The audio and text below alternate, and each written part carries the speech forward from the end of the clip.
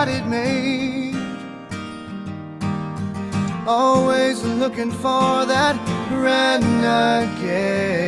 I calls it like I sees it. A spade is a spade. A good man is a thing of yesterday. Yeah. They don't want them a good man. Good morning, sir. There's that song again.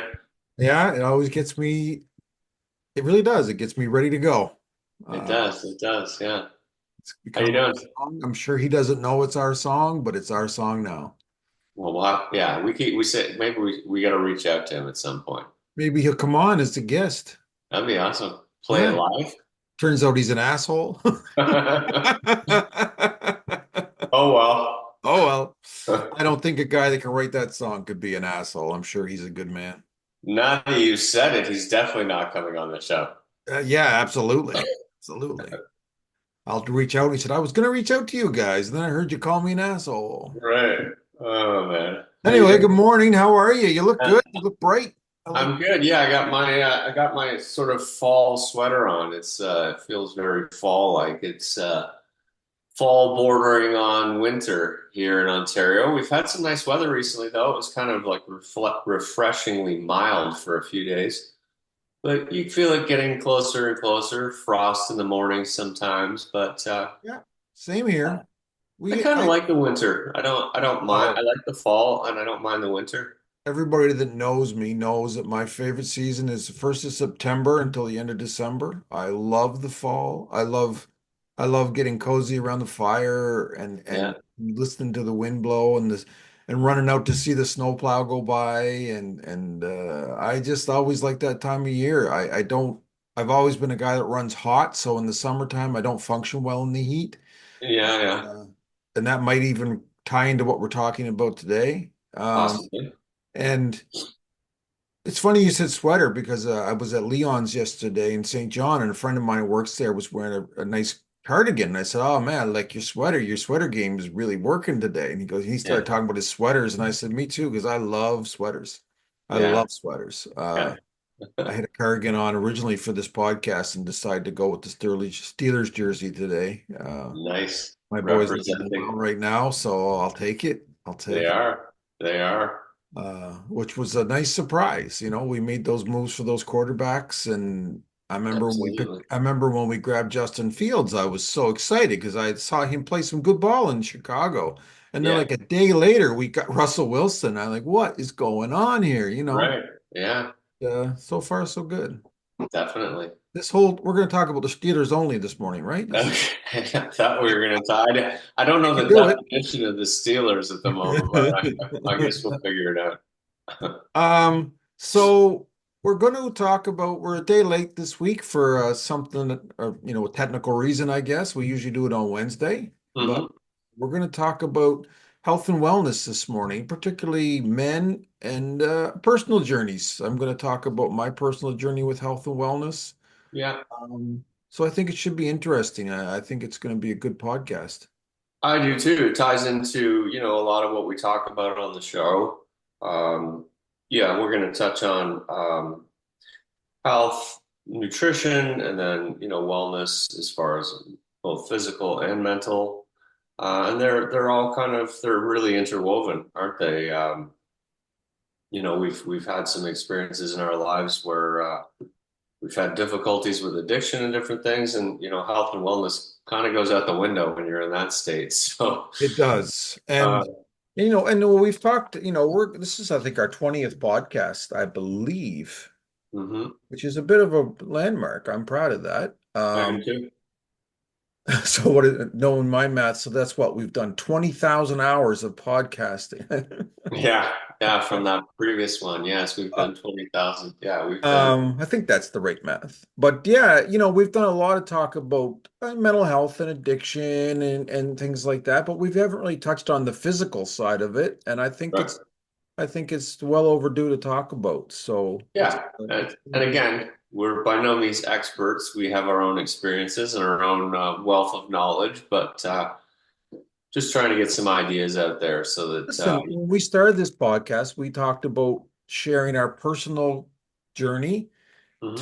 let other people relate and learn from. And I think this Yeah. morning, believe it or not, even though I've had some emotional journeys on this podcast, I've talked about some hard truths. Yeah. This one is not a light one for me. This one's going to be a hard one. Yeah. Maybe surprisingly, maybe one of the hardest. I was really amazed when I started making some notes how tough it's going to be, but I do Yeah. want to share it. I think it's important, especially for younger people to listen to. So Yeah, no, I appreciate that. I think we've had a lot of feedback from people that really appreciate our openness and honesty mm, and our willingness to share our stories. It opens up opportunities for anyone to, maybe listen to our story, listen to our honesty, and maybe have an opportunity to be honest with themselves or with other people in their lives about what's going absolutely on for them. So awesome. Do hopefully you it's want? positive, right? I think so. Do you want to give us a definition? I do. All righty. So as you mentioned, the title, the topic of today's podcast is health and wellness. So I'll define health first. Health it's pretty simple. It's the state of being free from illness or injury, as in he was restored to health. And Nice. there's a couple of little drill downs. A person's mental or physical condition, as in bad health forced him to retire. And then it's also used to express friendly feelings towards one's companions before drinking. Well, I didn't even read this one. That's weird. Before drinking. Oh, like here's to your better Here's health. to your health. Yeah, that's funny. Yeah, Here's, that's you imagine that's how a funny that is to say, here's to your health as you take a drink. that's a weird juxtaposition, isn't it? Like, okay, yeah, here's to your health. Let's poison ourselves. Here's to your health. Huh? Let's pour this poison into us quick.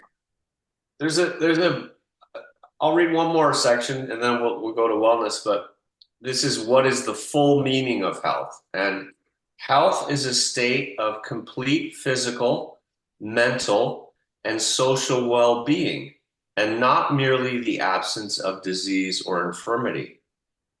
The enjoyment of the highest attainable standard of health is one of the fundamental rights of every human being without distinction of race, religion, political belief, economic, or social condition. Wow. Pretty complex. Yeah, State of complete physical, mental, and social well-being. That's a good one. it And is. then wellness. Wellness is good too. Wellness is the act of practicing healthy habits on a daily basis to attain better physical and mental health outcomes so that instead of just surviving, you're thriving. Nice. Yeah. I like that.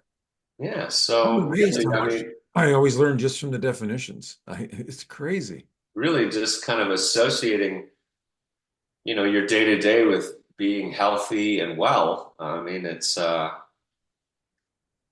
certainly a good practice. It is. And even just practicing it really from today forward, regardless of what you've done in the past. I mean, just the concept of knowing it and just thinking about it and how it can make you feel both physically and mentally. I mean, everyone there's whatever 8 billion people on the planet. Not a single person has the same body. We're all different. Like, Mm. so we're all unique. I think one of the things to really consider maybe this morning as we go through this is not to beat yourself up about whatever you've done in the past, whatever mistakes and wherever you are today, but to just consider the possibility of working today on some incremental level to just be a little healthier and feel a little more well. I think that's kind of always, how I kind of look at things. Yesterday's gone. Today is a reality. So, Yeah, it's um, true. It's true. I'm going to touch on some of the way of that uh yeah. as we move forward. Yeah, how do you want to we never discuss things ahead of time like this. No, we don't. Where we want to start? Have you got a starting point? Have you anything you're thinking of, or do you want to I start? Do you think, start? I mean, I guess I'll say it once again. Chronologically. I think how I look at maybe my concepts of health and wellness would be to sort of start at a younger age. Um, I thought a bit briefly about sort of how I was like physically active as a young person, how I ate as a young person. I'm grateful. My mom was a good cook. Mhm. I'm grateful that my mom was a stay-at-home mom. Um, because I think, nowadays there are obviously a lot of both women and men in the workplace. And there are a lot more time constraints, I think, in today's society to work over staying home, whether it's the man staying home, woman staying home, it doesn't matter. Um, but I think when lives get really busy, that's certainly a time when we tend to go for the quick and easy meal as opposed to the real home cooked meals. So as a kid, my mom cooked. We had home cooked meals most of the time. I'm not saying we didn't have the occasional boxed pizza and fries or fish sticks and fries. Those were always kind of fun nights. Sometimes when mom served up a plate of vegetables or you're like, right? Pizza and fries was better, but I'm grateful that my mom cooked for us when we were young, and I learned how to cook from her. And even saying that, I think there's a lot of, I think men in general, more so that grow up not necessarily learning how to cook and not necessarily, knowing really proper nutrition. And I know you learn it in school and there's moments, but learning to cook and enjoying cooking can be an amazing experience. And I'm very grateful for sure to my mom for that. Right. Um, as a young man, I'm British, as we've discussed. My dad was a big So football. you don't know what good food is. No, that's true. No, I'm actually changing from good food because yeah, British definitely not known for their good Fish food and chips. to physical activity. My dad was a soccer fan or a football fan, and Right. so as a young man, I played soccer, and well into my teens, even early 20s, I played in like men's leagues and stuff, and then I shifted from um, playing to coaching.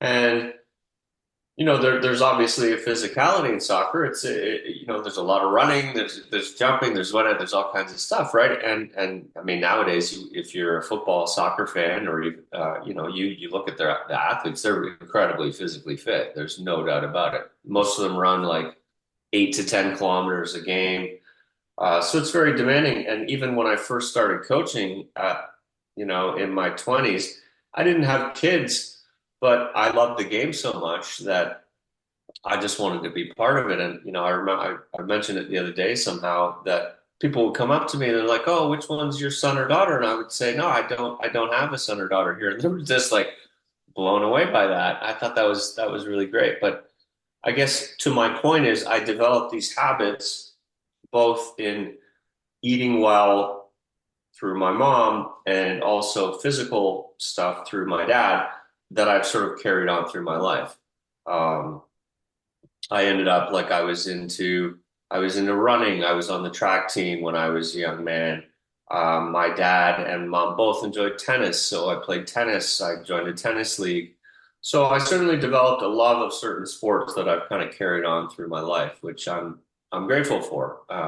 We know that habits through our young formative years often stay with us for a long time. So if you developed, not so healthy habits around not eating well and not exercising so well, obviously there are opportunities to shift away from those as you mature, but some of those ingrained habits, as we know, they stay with us. So, That's that's sort of, and I'm gonna go. I think we'll go a little different today. I'm gonna react to your chronological at the same time, and then I'll let you go to your next one. So, all right. Yeah. um, my story is kind of the opposite of that. My family wasn't a sports family. Yeah. My family, I always said, I've told people, it was kids racing kids. Yeah. my mom had me when she was 18, but I had a 2-year-old sister that was 2 years older. So they started very young. Yeah. We weren't and I thought we weren't into sports, not any of us. I learned to watch like wrestling with one grandfather, and even the grandfather who I don't particularly like. I used to watch some football and race car driving with him. I wanted to be a race car driver when I grew up, and that's how I became a Steelers fan, watching football with him.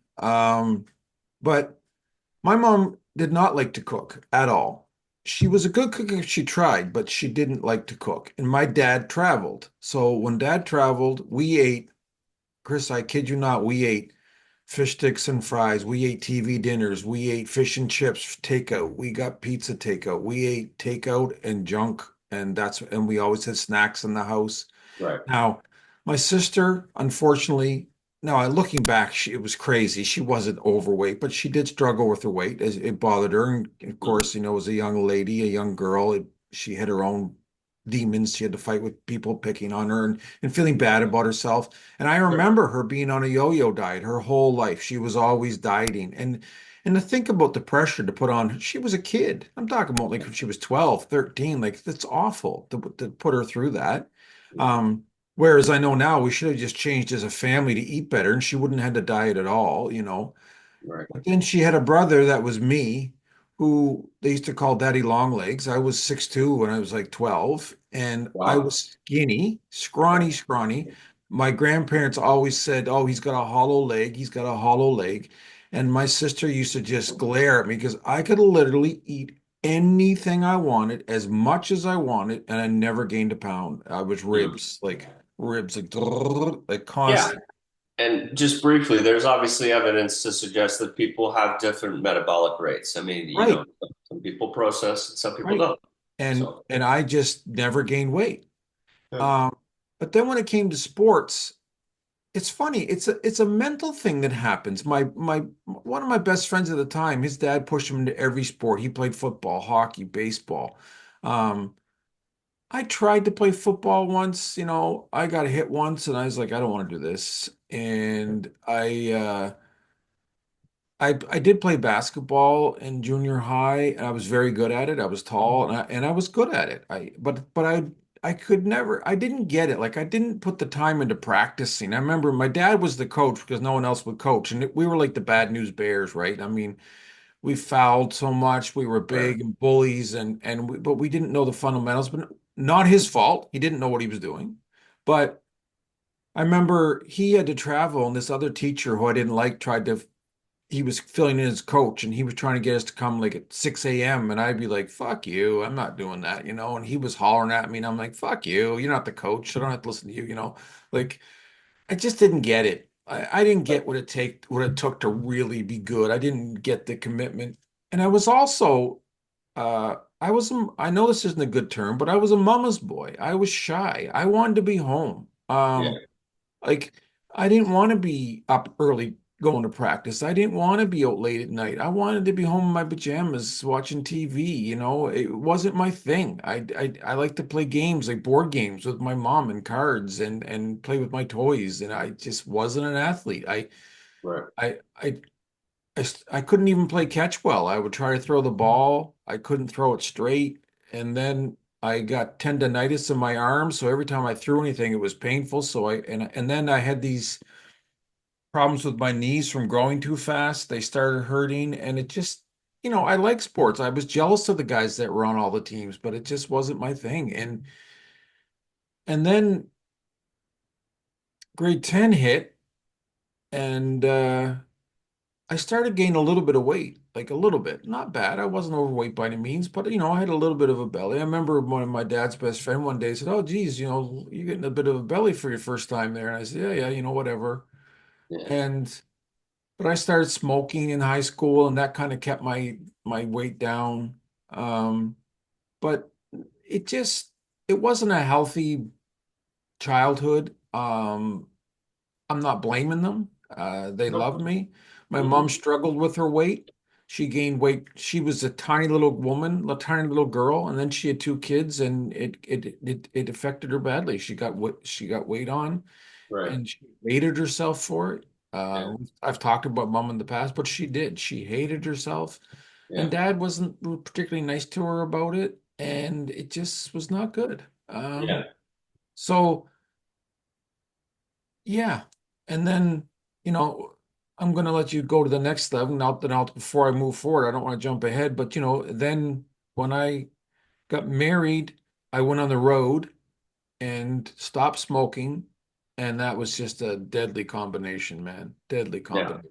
I uh I gained I also think I had a metabolism change, like something unhealthy happened inside me because even from even from going on the road and suddenly eating pizzas and every night and takeout every day and sitting in my car and sitting on my ass because I used to bicycle as a kid and do stuff, right? Suddenly I was doing nothing, Right. stopped smoking, but I gained 100 pounds in a year, like Wow.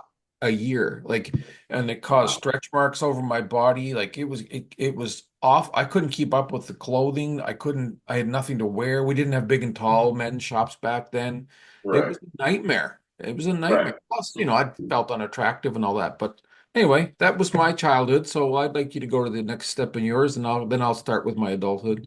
Yeah, and look, just to touch on what you talked about, I mean, life is busy, and I'm sure that your mom, with your dad being gone, raising kids, and it's a lot, and it became very easy to make an easy choice at the grocery store.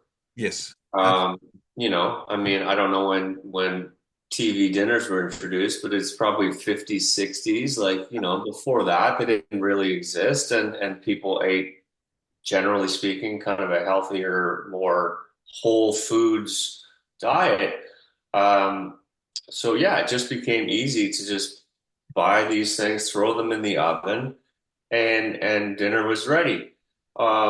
And especially if you weren't taught any better, you didn't really know at the time. It's not the evidence has really come out well, I mean, it's come out for a long time now, but we know that these processed meals are really high in sugar, for one thing, Salt. and they're not yeah, you're just not getting the nutrients, the nutrition, the vitamins and the minerals from them that your body needs, right? Absolutely. Um, and we know now that sugar is a major cause of disease. And it contributes to at least the top five causes of death for both men and women, I think, but definitely men in Canada. So we can touch on that a little bit more, but um, yeah, I mean, a lot of this stuff definitely can be environmental for sure. You know, health concerns. I mean, you talk about gaining 100 pounds in a year. That must have been a big concern for you. You couldn't have been like going, "Oh, this is great." But you did say, to your point, that you were on the road. You were fairly sedentary. You were in your car a lot. I mean, I'm sure you were walking around, but and again, without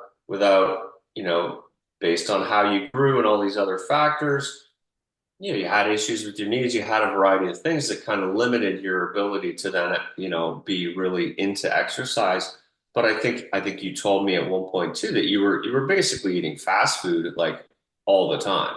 All the time. Right. Oh, and I And was asthmatic too as a kid, which every time I ran, I couldn't breathe, so that didn't help. right.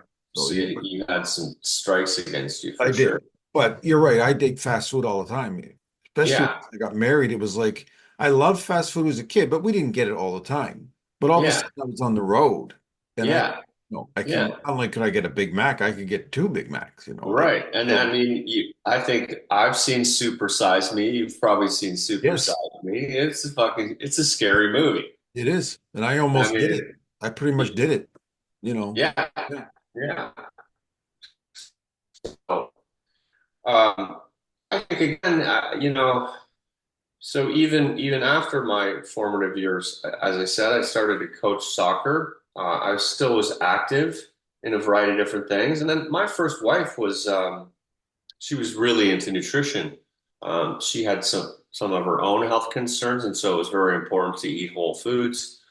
Um, she's studied in various avenues of health and nutrition. So I continued to be very healthy in my choices and in my diet. And I'm grateful for that. Even at times, I actually went the other way, where at times I was actually really quite skinny during that phase because I was eating very healthily. I was exercising regularly, but when you do that, if you don't lift a lot of weights and get muscular as a man, you look lean. Mm. And I've been told that I at times I was skinny, and like there's two sides to a coin. If you're a little overweight, you feel self-conscious. If you're underweight, you feel self-conscious. And it's sort of this weird place where we're all expected to have this kind of perfect body type. You know, After a number of years of just kind of like dealing with stuff, eventually you just go, like what the fuck, just like fuck off. I am who I am. I don't really care what you think. And I try to work on things today, like not taking things personally. If I look the way I look and I'm happy with the way I look and you comment on how that is to you, I don't really care. It's my life, it's my body, but I was actually quite thin for a long time. And I did different things, like I was doing fasts. I did like 5-day fasts where I didn't eat a single solid thing for five days. Um, and there's a lot of conversation about fasting, how it's beneficial for you. It's like sleeping for your body, basically. If you aren't ingesting food, then your digestive system has a chance to kind of like regenerate, build new cells, do the things. If you're eating all the time, it's constantly under stress to process everything, right? So there are definitely health benefits. There's a lot of conversation today around time frames when you should eat. They tell you kind of like there's different models, but try to eat between like 9 and 5, 10 and 6. Like try to keep your intake consumption during the day when you're active, so that you can process the food and not burden your body with digestion at night. They tell you not to eat right before you go to bed. So there's a lot of information out there, and you have to find out what's right for you. But again, through those years, the 30s, the 40s, I generally speaking ate well. I knew about nutrition. I understood the value of certain foods, and I know that when I ate good food, it made me feel good. It's not to say that I didn't go to McDonald's once in a while, but eventually I got to the point where I would go to McDonald's. 45 minutes later, I'd be like, why did I do that? I mean, we've all experienced that. You're just like, It's oh, just filler. You feel it's like terrible. a food hangover, right? It It is. literally is. And so, eventually, I'm not suggesting for a minute I'm never going to go to McDonald's again. I do like their breakfast sandwich, the Egg McMuffin or whatever. Me too. But making these choices, I knew how it made my body feel. And I also know how exercise made me feel. I had an opportunity, we've talked about it on some previous podcasts. I had an opportunity when I met my second wife to start cycling. I had cycled when I was young. I bought a bike when I was young, but I got back into it and I really loved it. There was a camaraderie in it. And there was a thrill in it. It was the dopamine that we talk about that you get from certain things. It's thrilling. Um, so we rode our bikes up mountains, and we did. It was just a great experience. I was involved in like tennis leagues that I helped run, and I've always enjoyed that. And there, the health and wellness benefits of exercise are almost immeasurable. They just like, it helps me feel good. It helps me on my own mind and to look a certain way. And so there's just a certain sense of well-being in that. And so, Yeah, uh, and it yeah, shows. It I've shows. been, You I'm, you look good. You're physically fit. You carry yourself well. And I think it helps you and others. I think it helps you. emote a little bit of confidence because you do feel good and look good, you know. Absolutely. I'm the other side of the coin Mm. because I gained all that weight and hated myself. I mean, hated myself. I Yeah. didn't like getting naked in front of my wife. And I got a young, beautiful wife, and all of a sudden I'm not feeling good about myself, Right. right? So then Yeah. I think my jealousy even gets harder because I'm feeling so bad about myself. I think, oh, she's going to leave me, right? Even though she Right. wasn't Yeah. going to leave me, but I felt that way. She was very loyal and she loved me for who I was, which I appreciated. I still do. But the problems it caused me, Chris, I got diabetic very young, type 2, which I'm going to touch on a little bit more. But there was I couldn't get any clothes to fit me. Mm. Like, and I had to wear business clothes. And I'm telling you, Chris, couldn't find them. There was no Mr. Big and Tall back then. There was no George Right. Richards. There was no place to get clothes. Right.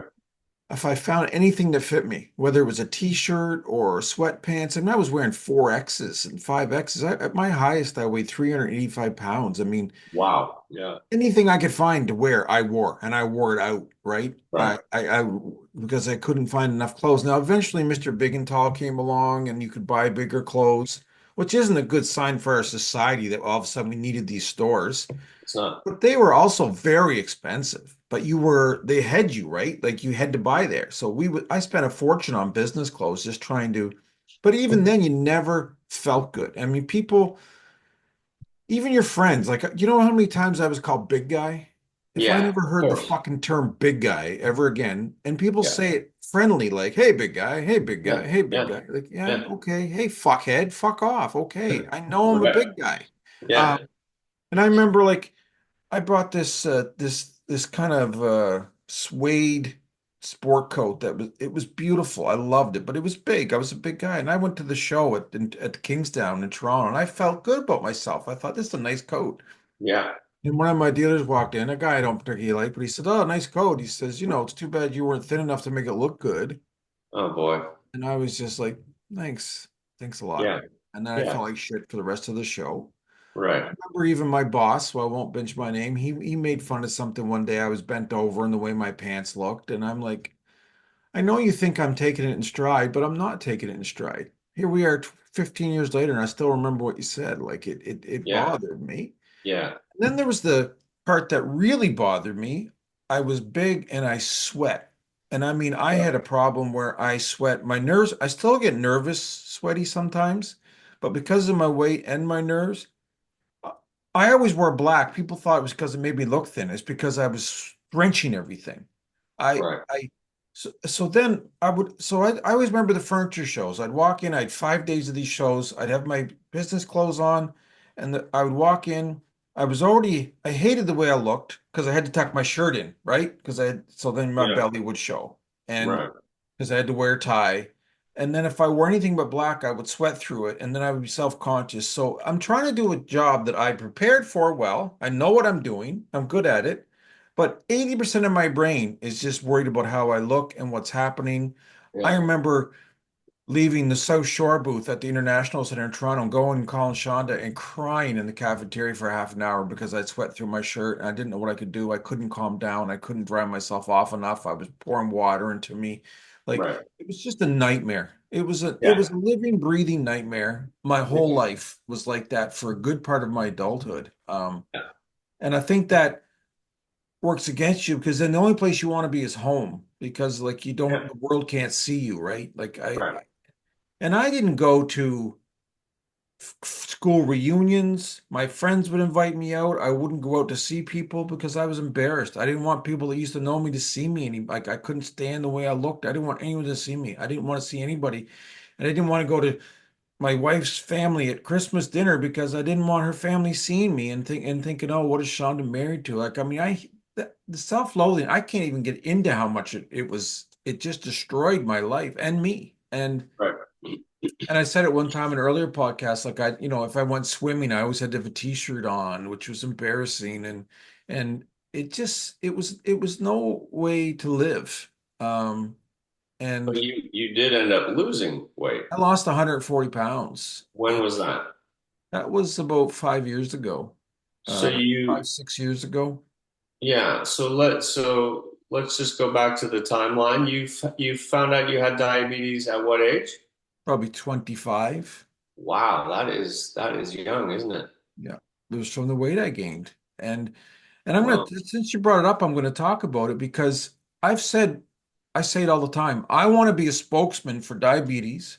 I want to Hmm. go to schools and of all ages and talk to kids about diabetes because I didn't take diabetes seriously because nothing happened. Okay, Sean, you're diabetic. You have to Hmm. take these pills. You probably Hmm. should take insulin, but I didn't want to take insulin. But I took pills. I took pills and I took pills. Yeah. And but I was like, well, diabetes is doing nothing. This is a joke. Doesn't I don't nothing's happening. I don't 10 years later, I'm like, nothing's happening. Who cares? My sugars were running high. Big fucking deal. I didn't care. I didn't do anything. I didn't care. It was Right. like diabetes did nothing. And it's true, Until it it does nothing until it does something. Right. And then when it decides to do something, it fucking does it. I gotta tell you. Because Well, and I'll just stop you yeah, yeah, quickly. Diabetes, once you have it, that's it. It does yeah, not, you cannot get, it doesn't go away. It only gets worse, just gets worse. And it just to starts clarify. just eating at your body all over this place. And I listened to a guy, and this isn't my statement, but this was a smart, intelligent guy on TV. I don't know who I can't remember his name. He was a doctor, Yeah. and he said, "This is a bold statement, and it's probably not true." But he said, with all the medicine they have for AIDS today, Hmm. I would rather get AIDS than diabetes. He said, you have a Okay. better chance of living longer and healthier with AIDS today than you do with diabetes. And Wow. Yeah. that probably isn't true. And I don't want him to think I think that. I don't know anything about AIDS, so I'm not a spokesman for that. Right. But I know Right. what he was trying to say. He was trying to get a point across because my diabetes eventually, it started, the biggest thing it did to me, it would give me the sweats, so that led against it. It also, I didn't notice till years later, but my whole adult it led to mood swings because my sugars would go high and I'd Sure. lose my temper and I would Yeah. get like, "Ugh," and my Yeah. kids and my wife felt the brunt of that. And I didn't even Yeah. know what was going on. And it would Right. happen if I would physically exert myself. Like, say we had to move some furniture around. Yeah. It didn't go well. I'd be losing my temper. Like, and that wasn't Yeah. who I was. I'm not the Yeah. type of person, but it was a physical thing happening. And then I'm being an asshole, so everyone thinks I'm an asshole, right? Or Right. I go to do something with my kids, like flying a kite or a plane, and then it wouldn't work out because and I couldn't really do it well, and then I'd be lose my temper, and then my kids put up with a Right. lot of bullshit from Right. it. Yeah. But then And physically, diabetes took my foot. It gave me a thing called Charcot foot. yeah. Charcot foot is when your arch collapses. So Yeah. I had two beautiful feet, beautiful arches, and then one of them on the left just collapsed. It didn't just go flat, it went the other way. Yeah. And why It's does like that happen? it's because the sugars soften the tendons and muscles in your foot. Right. And Charcot foot is almost impossible to fix. So this is just a few years ago, and I'm limping around. I don't know what Yeah. to do. I had one doctor tell me I should take off my foot. He didn't know what to do. I Yeah. finally found a guy that's willing to work on it, and a lot of people that were And with me, that does happen. People do lose their feet and their they legs. do. My Yeah. aunt lost both of hers from type 1 and died Yeah. of it. Yeah. Got that big steel bracket on my leg that everyone remembers that knew me. I had, wires and bolts in my leg, and I had to walk on that thing, and it broke. And that was 8 months of my life. It was a Yeah. nightmare. But Yeah. even the outcome of that was not like, oh, fantastic. Right. They fused my foot, so now my foot is flat. I still walk with a limp. I can't, and without your arch, you can't grip. You've been to my house. I have a very slight slope on my driveway.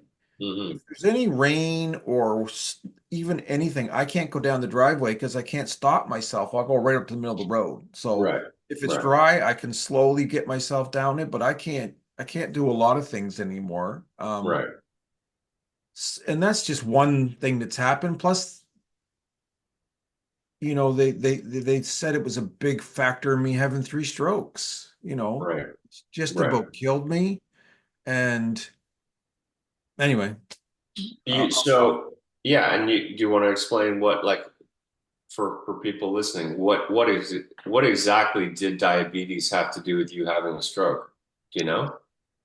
Well, it diabetes it thickens your blood. And Right, what happens when your blood gets thick, that's why people lose their feet because it can't get to the tips of your fingers. That's why your fingers get numb, and it can't get to the end of your toes anymore. And then what right, happens, you start taking insulin and it makes it flow quicker, but then your blood starts hitting the ends of your toes really hard and then it starts causing right, holes and that. But that happened in my brain. It that right.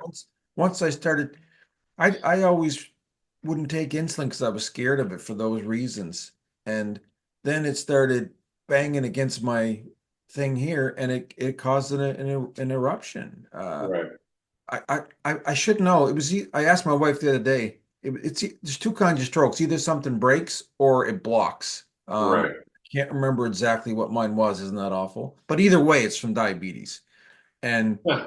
and my strokes, I mean, Shonda was sure I was going to die. I was in the hospital for weeks. I mean, I've never recovered from those strokes. Never. My memory, I lost a lot. I lost a lot of things with those strokes that I didn't get back. So anyway, Yeah.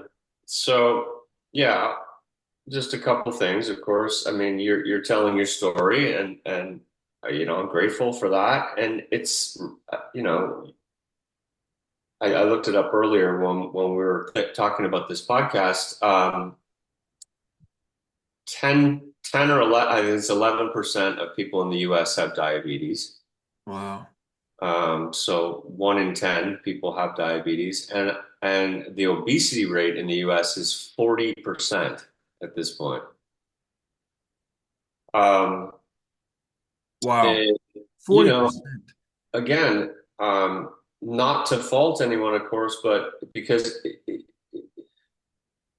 is easier to choose processed foods and to not to not consider a healthy diet. But look at the side effect, of course, that of what happens there. We know that sugar is a major problem here, and processed foods contain a lot of sugar, and just consumption of sugar in general. I know I've been working on reducing my sugar, and just carrying on with my story, of course. We've talked about addiction on the show. I eventually got to the point where I was really highly addictive, I guess, and consuming a lot of alcohol. And in that period, you do. A friend of mine calls it the fuck it switch. You flip the fuck it switch, and you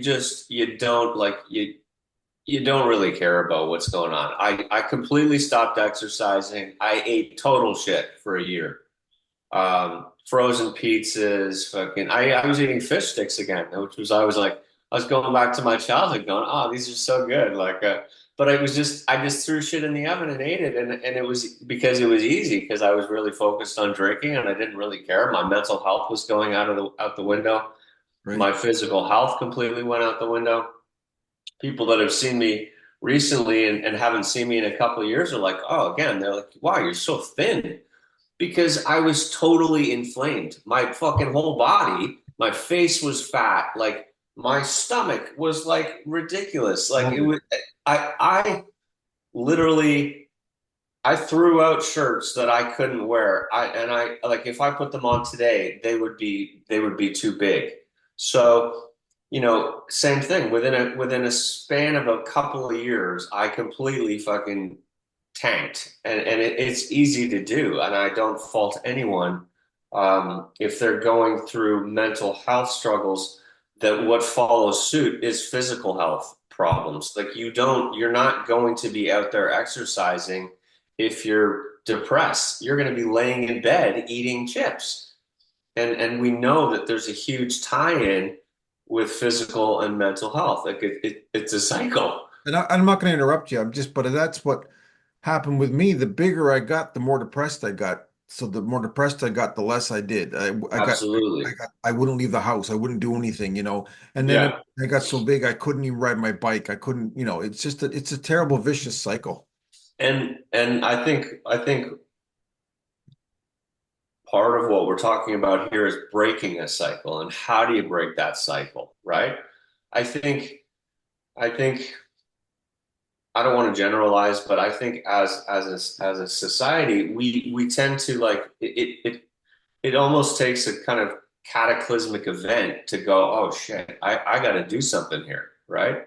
Mm. And I certainly was at that point. It was kind of like I either like, as you often like to quote, get busy living or get busy dying. I was pretty good at, I was definitely on the course of getting busy dying. And I'm incredibly grateful to the people that are around me that, love me and said, look, you got to do something, and I have. It's been a struggle. It's had its ups and downs, but I feel like at least today, um, I'm back in a sense. Like I like to eat healthy. I like cooking. I like exercising. I've been riding my bike 3, 4 times a week. I do usually 20, 30 kilometers. I'm grateful. I have a trail near my house. I'm grateful I have a bike. I started running again recently. I like how I feel when I get up in the morning, and that doesn't come automatically. I still have to put in the work every day to like do some cooking, do some cleaning. I still meditate in the morning. I still like I say my prayers, and there's a lot to it. It's not just to snap your fingers, but I think, as I said before the podcast, there's that old saying, you can't teach an old dog new tricks. I think that's bullshit. You can start, you can. You just have to kind of like, you have to decide what's important for you today. And no one's going to suggest that if you're not a runner, that you're going to go out and run 10K this morning. Just start with a walk for 5 minutes. Start with like going to the grocery store and investigating what kind of vegetables you like, or what kind of fruits you like, or what kind of things you like to eat. It's a process, but it's a rewarding process, because, like you said, sometimes the effects of your health, your mental health, and your physical health catch up to you. Like you get diabetes, you find out you have cancer, most of these diseases are preventable. We know they are, right? I You mean, said it, 40% north of the Americans are overweight. And yeah, and that obesity is going to lead to diabetes. It's going to lead to cardiovascular problems. It's going to lead to heart attacks and strokes. It's going to lead to cancer. We know these things. it's going to crush our medical system. Well, that's not what we're talking about, but it's going to. Yeah. Yeah. Yeah. I mean, we talked about on the podcast last week that the future of AI. I almost feel like there's like a light at the end of the tunnel at this point. It's like, oh, well, if you can make it for the next 20 years or so, I'm going to maintain your health and well-being. Who knows what the future holds of reparative disease and all these other things? I don't know. I mean, But it's hard to even blame society. mhm.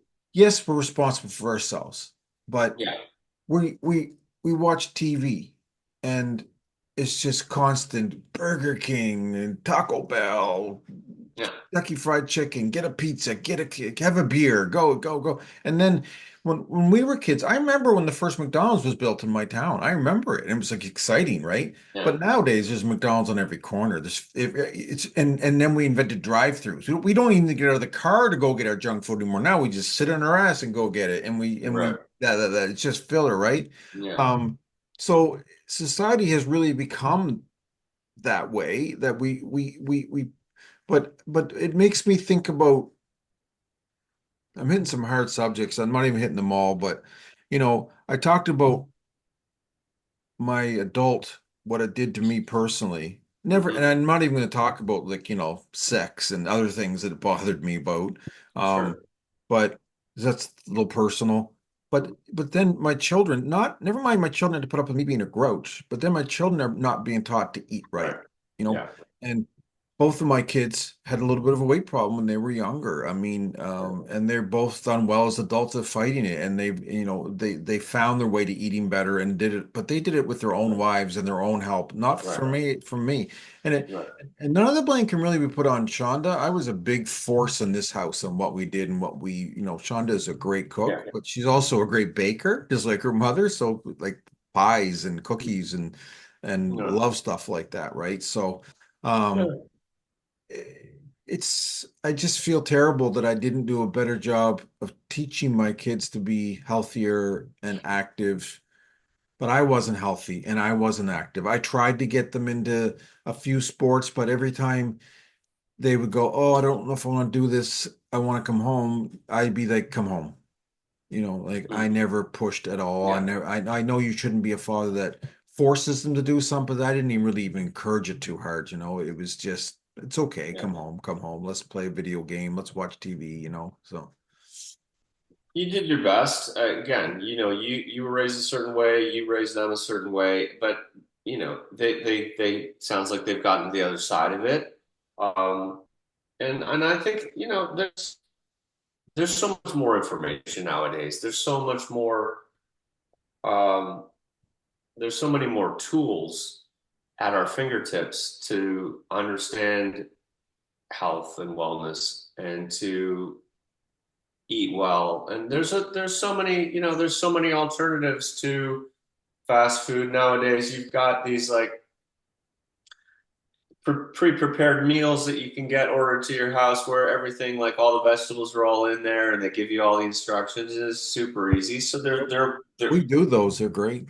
there are becoming healthier and healthier choices to be And even made. at the fast food joints, a lot of them have healthier choices. You can get a salad, you can get a fajita, you can do a little better if you want to, right? So Absolutely. Absolutely. I I mean, look, I have struggled with sugar, like that, the one thing that we always did, we always had dessert. Like it doesn't like my mom when we were kids, we always had dessert. Like whether it was usually ice cream, but it could have been a pie or I remember we often had vanilla ice cream with canned mandarins in it. I don't know if you ever had that. I loved it. Like it was just the combination, but it's just a bowl of sugar, right? Yeah. And We do whipped cream and pineapple, and just, oh, this is a yeah, parfait. It's delicious. yeah. And so, and there was a period, oh my God, after my dad passed away, I ate Haagen-Dazs every night. It was like my comfort thing. And some nights I'd eat the whole tub. And I was telling, I don't know, I think my brother-in-law at one point, I said, yeah, I said, I've had a, he's like, how are you coping with your dad? I said, well, I've been eating ice cream a lot. And he's like, oh yeah, like what? I said, I think I've probably eaten 250 to 300 tubs of Haagen-Dazs this year. He's like, holy shit. Yeah, Um, I did that with Cherry Garcia when my mom died. But I was a oh Ben my God. Jerry's guy. Yeah. So, you know, I get some constant reminders from people around me, like maybe because what I look at it as comfort, but it also I know that now it affects my sleep. When you eat sugar before you go to bed, it affects your sleep, just as alcohol does. Like, there were times where when I was drinking, you'd pass out and you'd be like, you'd sleep for like 8 hours and you'd think you'd like, oh my God, I had such a good sleep, but I can't. But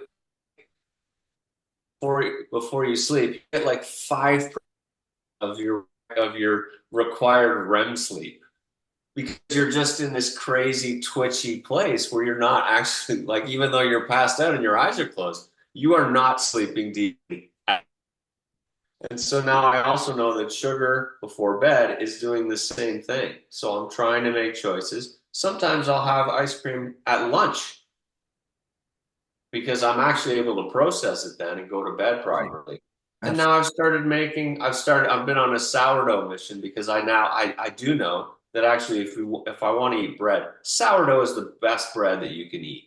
It's good for your gut health. There are a lot of healthy benefits. So I've been making sourdough. It's fucking incredibly difficult. And it takes like 13 hours to make a loaf of sourdough bread.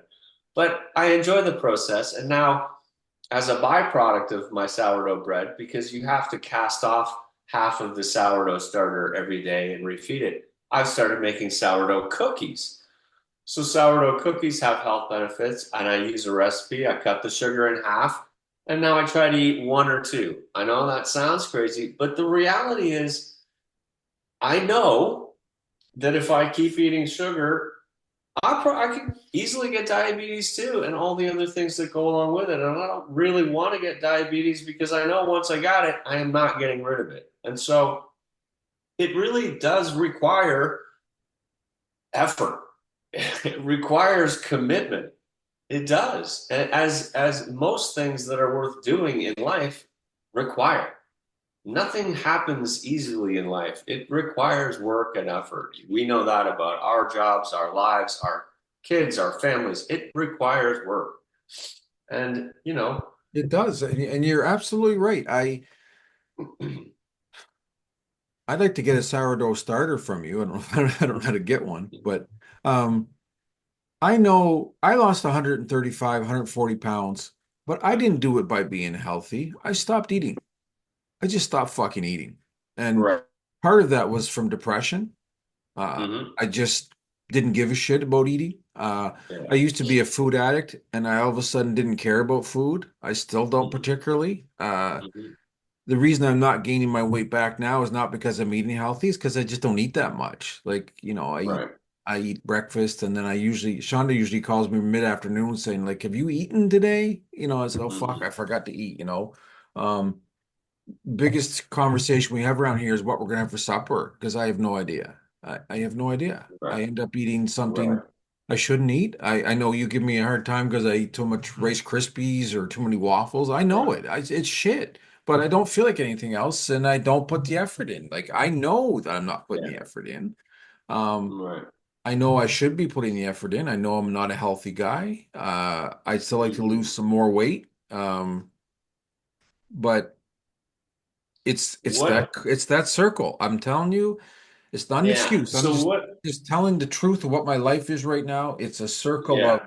depression, worry. I'm unhealthy. I can't stand the fact that I can't walk down my fucking driveway.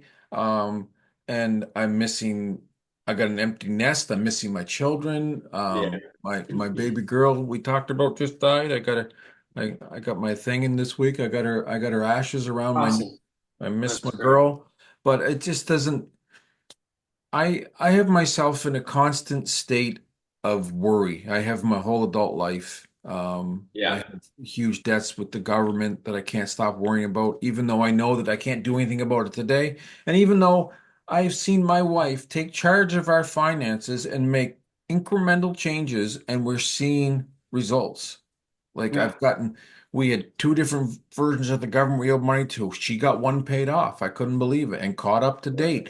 And now we got another thing caught up to date. Now we're working on the biggest one, but at least she got two taken care of. And I know we're not talking about finances today, but it's the same thing with your health. I know you're right. I know I could start today to start making some incremental changes that might help my health and might get me out of my chair that I've slept in for 4 years and back in my bed. But I've got to I've got to get out of my head. I've got to get out of my head. I know what I have to do. I know there's people that you can educate and go, here's what you should do. And they go, oh, I didn't know that. But I do know that. I do know better. And I think sometimes knowing better is even harder because you know what you're not doing. And then you feel guilty about not doing Yeah. it. So, I mean, I've been drilling into a few things. Like we've been talking a lot about men's health and wellness, and that was a lot of part of the podcast. That the reason we started the podcast. There are a number of good um, men's forums, men's groups online.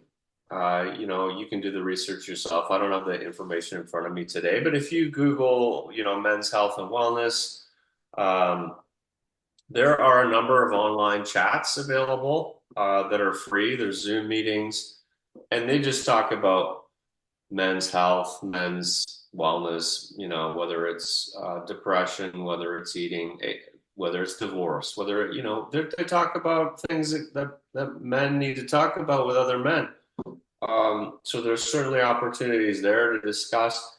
I think, sometimes when you're kind of on your own, when you're at home, when you're doing your thing, you're not really challenging. You're not very challenged. So I think, having a challenge with a friend to sort of like be accountable is a great way to get out and exercise perhaps, or do like a meal comparison. Hey, here's what I'm making tonight. I don't know, just things like that to kind of to because we don't always have the motivation internally.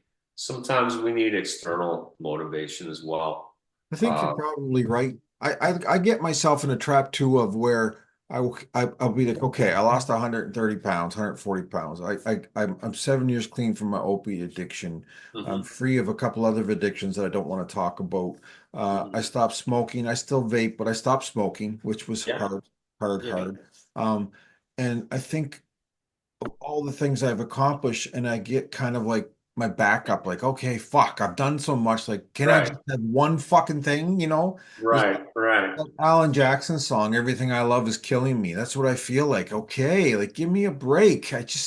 Can I have something? But I know what I'm doing now isn't working for me. Um, I know that. So I've got to do something. But I've also got to I get my backup. You know this. I'm talking, you know that I get my backup when you try to help me with stuff. I get like, fuck you. I don't want to talk about it, right? And Um, so that's something I have to get past. I'm just being honest. I have to, and I'm not you talking just you. It's not only you. I got other people in my life, but I know. I get my backup. So that's something I got to get past too.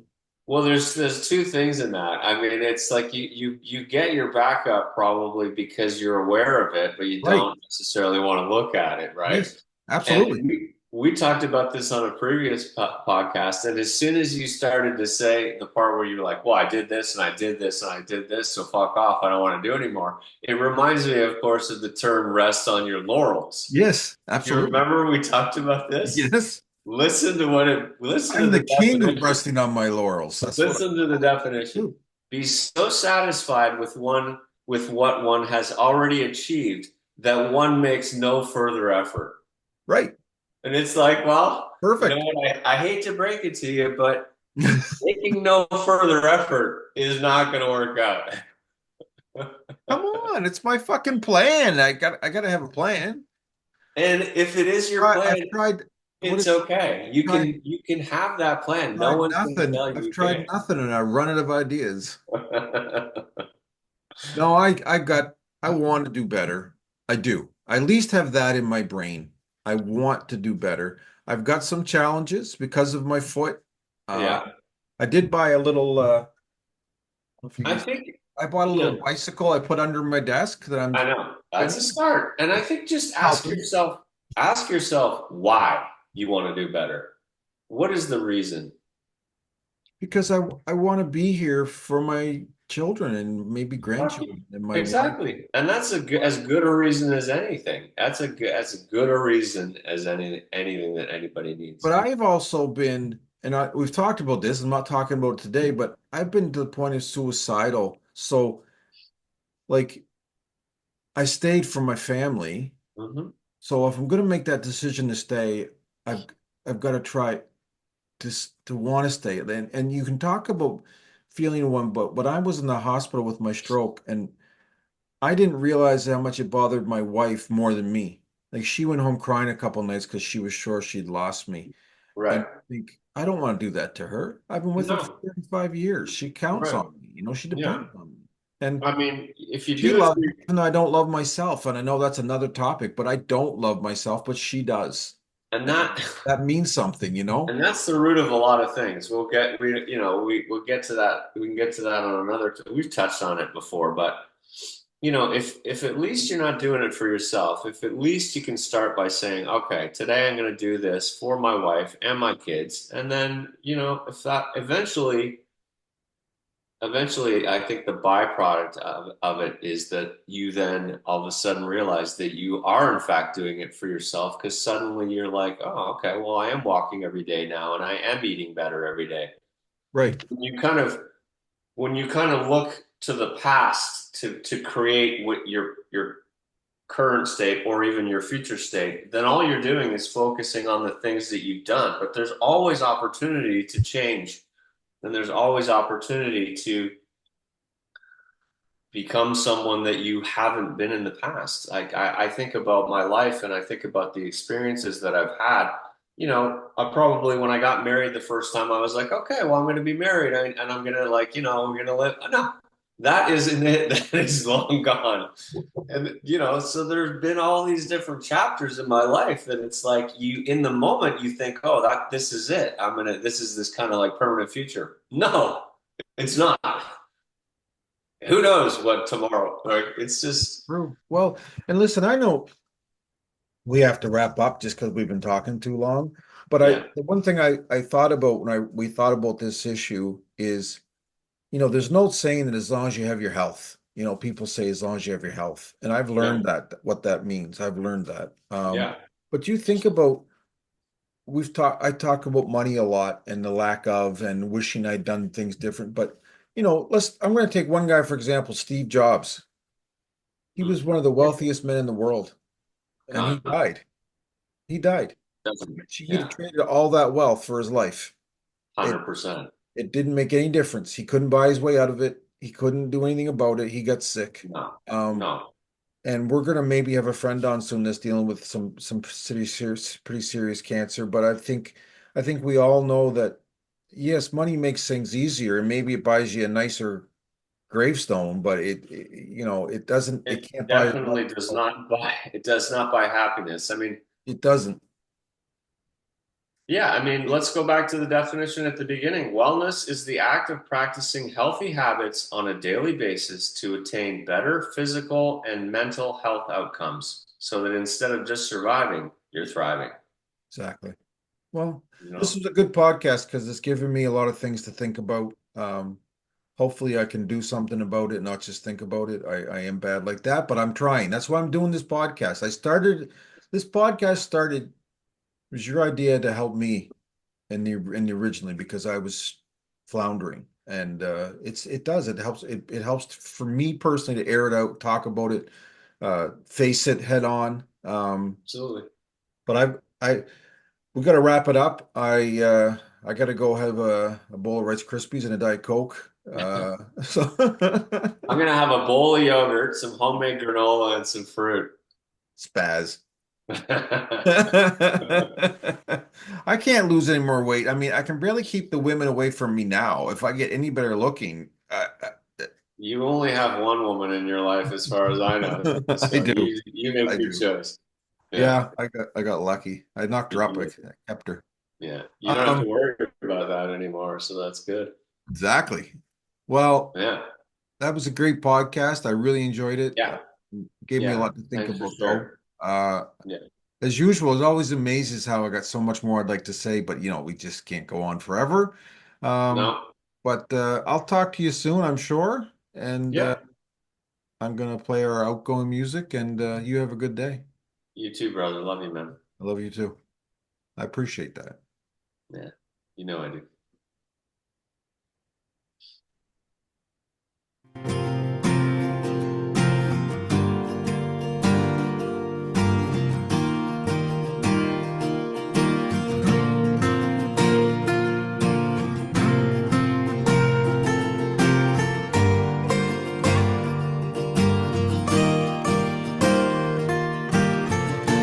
They don't need a man who's got it made. Always looking for that renegade. I calls it like I sees it. A spade is a spade. A good man is a thing of yesterday. Yeah. They don't want them a good man.